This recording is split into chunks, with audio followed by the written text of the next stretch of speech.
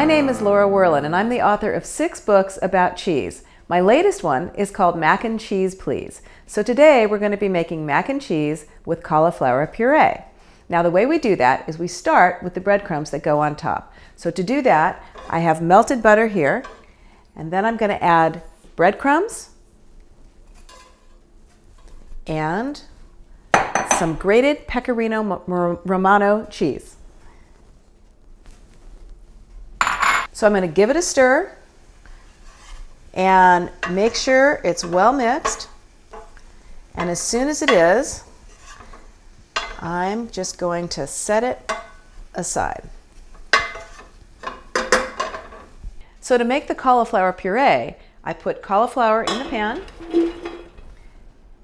Then I add a combination of milk and cream, like this. It's equal parts milk and cream, about 1.5 cups of each. And then I'm going to add some salt.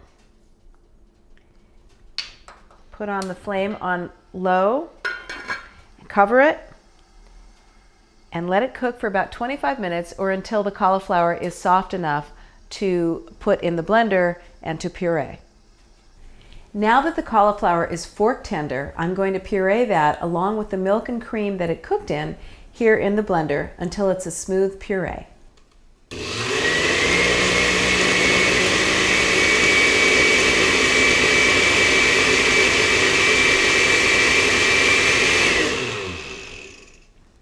So now I've put the cauliflower puree back into the pot, and next I'm going to add some cayenne pepper just for a little bit of heat. And this is Gruyere cheese, which melts really, really nicely and tastes really, really good. And then the rest of the Pecorino Romano cheese as well.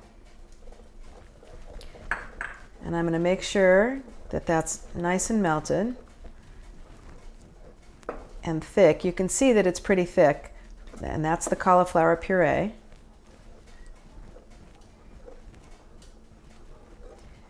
And then we're ready for the pasta. And this time I'm using shell-shaped pasta, just for a variety. I use the small shell because you can see it gets pretty big once it gets cooked. And this is, of course, cooked pasta.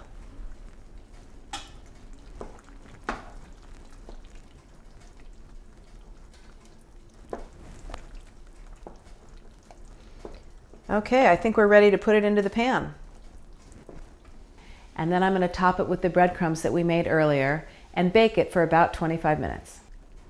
Now it might look like a lot of breadcrumbs, but it's nice to have that kind of crusty, and in this case cheesy top as well. So I don't think it's too many at all. Plus, I like using homemade breadcrumbs, which are a lot more coarse than the ones that you buy in the store. So I highly recommend using those instead. Okay, I think we're good to go. So I'm going to put this in the oven for about 25 minutes, and I've got it on a baking sheet, so that way if it bubbles over, it won't bubble all over my oven floor. After I took this out of the oven, I let it sit for about 15 minutes, which is important with mac and cheese because you want it to firm up before you cut it. There's nothing better than digging into a mac and cheese that is creamy and cheesy and hot and steamy. So let's see how it works. Kind of like that. All right. I'm Laura Werlin, and that's how you make mac and cheese with cauliflower puree. Say cheese.